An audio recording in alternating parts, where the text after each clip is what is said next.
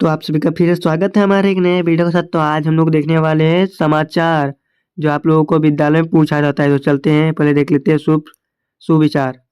तो आज का सुविचार है, फैशन वो है जो पहले भले खूबसूरत दिखे लेकिन बाद में भद्दी लगती है। कला पहले शायद अच्छी ना लगे लेकिन बाद में खूबसूरत बन जाती है। इसका मतलब बताते हैं।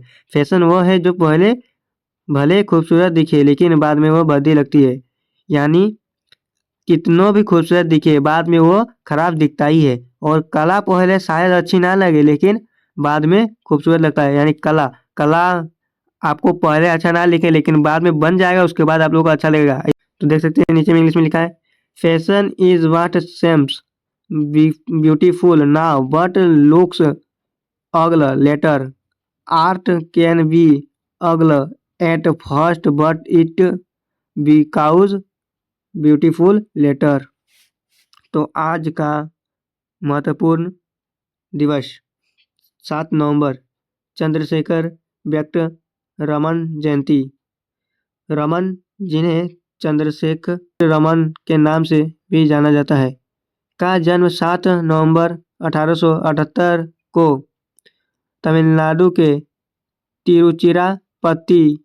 तिरुचिरापल्ली में हुआ था।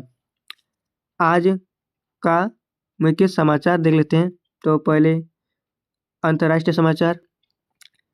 आज का अंतर्राष्ट्रीय समाचार, भारत का 55वां राष्ट्रवादी फिल्म महोत्सव 20 नवंबर से गोवा में शुरू होगा। 9 दिनों तक लगने वाले इस महोत्सव में फिल्म बाजार का 18वां संस्करण भी शामिल होगा, जो कि 24 नवंबर तक चलेगा। सूचना और प्रशासन मंत्रालय ने बताया कि फिल्म महोत्सव 2024 में फिल्म बाजार व्यूइंग रूप में 208 फिल्म का प्रदर्शन किया जाएगा। व्यूइंग रूम इस महीने की 21 से 24 तारीख तक खुला रहेगा। राष्ट्रीय समाचार, नागालैंड के 20 आकांक्षी जिलों में से एक की फिर में जल संरक्षण और प्रबंधन के बारे में जागरूकता बढ़ाने के लिए आज 15 दिन तक चलने वाले जल उत्सव का उद्घाटन किया गया। इस उत्सव के दौरान निजी और सार्वजनिक जल स्रोतों को साफ करने, जल रखरखाव के लिए स्वयं सहायता समूहों की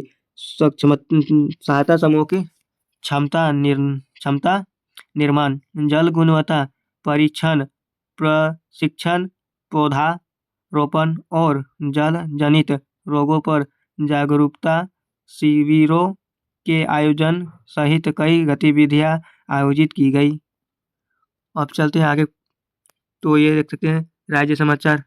राज्य में छठ पर्व श्रद्धा और उत्साह से मनाया जा रहा है। खेल समाचार, विराट कोहली 10 साल बाद टॉप 20 टेस्ट रैंकिंग से बाहर।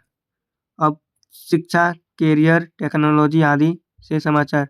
भारत ने साल 2025 तक टीवी डिजिट के उन्मूलन का लक्ष्य रखा था।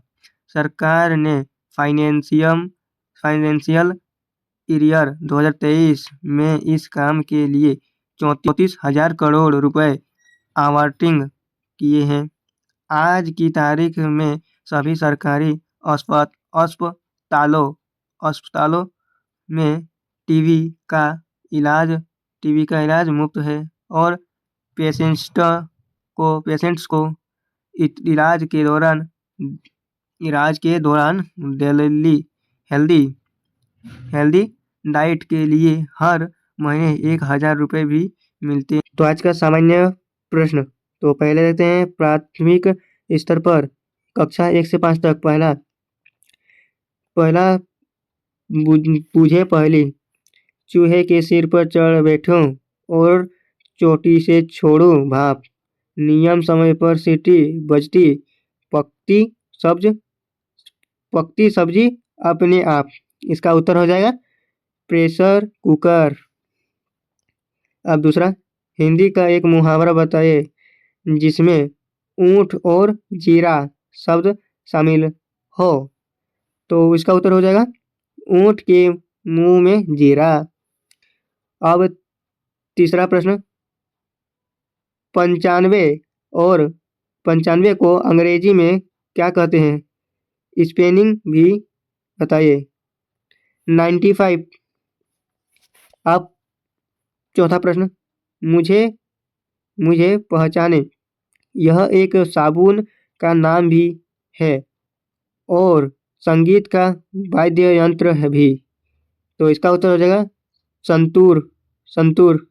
और पांचवा प्रश्न देख लेते हैं, लास्ट प्रश्न है, संकीर्ण कुर्सी पॉपकॉर्न इतिहास इत्यादि इत्यादि आप किस स्थान पर पाएंगे?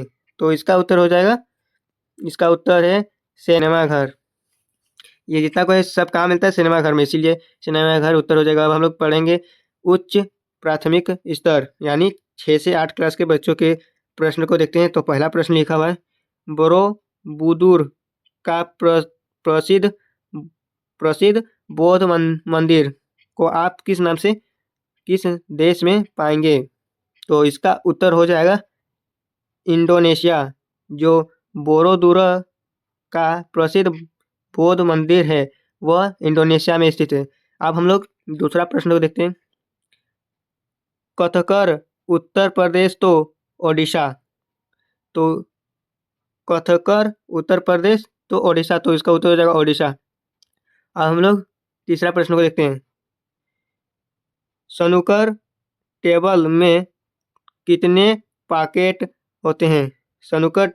स्नूकर टेबल में कितने पॉकेट होते हैं? तो इसका उत्तर हो जाएगा 6।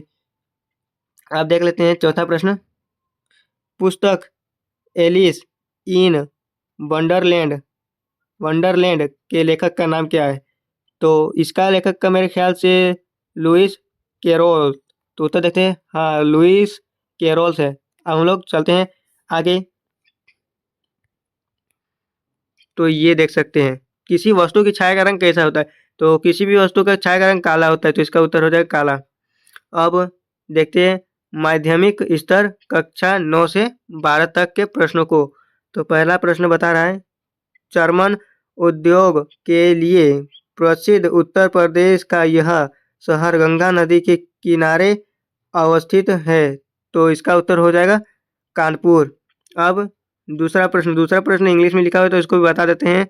तो दूसरा प्रश्न को अभी हम नहीं बताते, इसको हम हिंदी में ट्रांसलेशन करके आप लोगों को बता देंगे। तो हम पहले तीसरा प्रश्न को देख लेते हैं।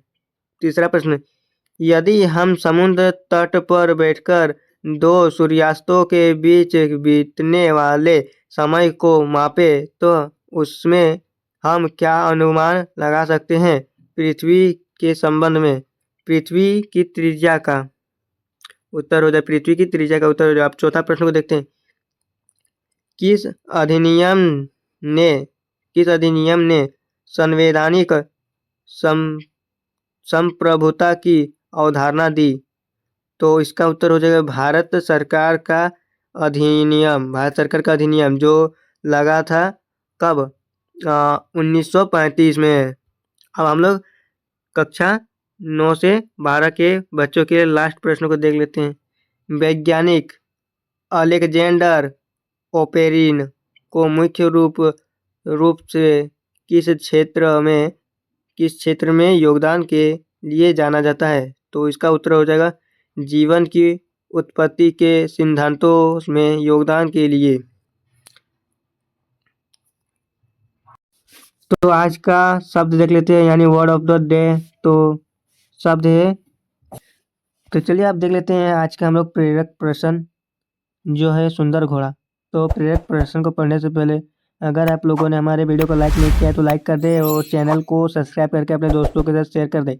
तो प्रेरक प्रश्न को देखते हैं, सुंदर घोड़ा। तो प्रेरक प्रश्न को पढ़ते हैं, एक जगह एक सुंदर घोड़ा चरा करता था, लेकिन उसको हमेशा डर लगा रहता था कि क्यों उसी इलाके में एक बाग में कभी कभार दिख जाता था, लेकिन फिर भी चारा खाने वह घोड़ा उसी इलाके में रोज निकलता था। एक दिन उसको वहीं पर एक शिकारी मिला। घोड़े ने उस शिकारी से अपनी परेशानी साझा की मतलब उसको बताया और शिकारी ने बोला, मुझे डर नहीं लगता क्योंकि मेरे पास बंदूक है और इससे मैं किसी भी जानवर को मार गिरा सकता हूँ। और शिकारी ने क्या बोला कि घोड़े को बोलता है, मुझे डर नहीं लगता है, मेरे पास बंदूक है, मैं किसी भी जानवर को बंदूक से मार सकता हूँ। आगे पढ़ते हैं। यह सुनकर घोड़े ने शिकारी से पूछा कि क्या शिकारी उसकी मदद कर सकता है। अब घोड़ा बोलता है कि शिकारी तुम मेरी मदद कर सकते हो। शिकारी ने उसको बोला, मेरे साथ रहो, तुम्हारी जान को कभी खतरा नहीं होगा। शिकारी ने घोड़े से बोला कि घोड़ा तुम मेरे साथ रहोगे तो तुम्हें कुछ नहीं होगा। तो घोड़ा मान गया और वह शिकारी उसके ऊपर बैठ करके उसको शहर के एक अस्तबल में छोड़ दिया। घोड़ा सोचने लगा, मुझे जान से खतरा तो हट गया लेकिन मेरी आज़ादी छीन गई। तो जो शिकारी था उसको लेके एक अस्तबल में लेके बंद कर दिया। उससे क्या हुआ, उसकी आज़ादी छीन गई। तो इससे संदेश मिलता है, यानी संदेश इससे मिलता है, दूसरे छोर पर हमेशा हरियाली। मतलब आप जहाँ पे भी है, जैसे भी है, आप वहीं पे खुश है। अगर दूसरी जगह आप जाएंगे तो फिर आपको कठिनाई भी हो सकती है। तो अगर वीडियो अच्छा लगा तो वीडियो को लाइक कर दीजिएगा और हमारे चैनल को सब्सक्राइब करके अपने दोस्तों के साथ शेयर कर दीजिएगा। तो धन्यवाद।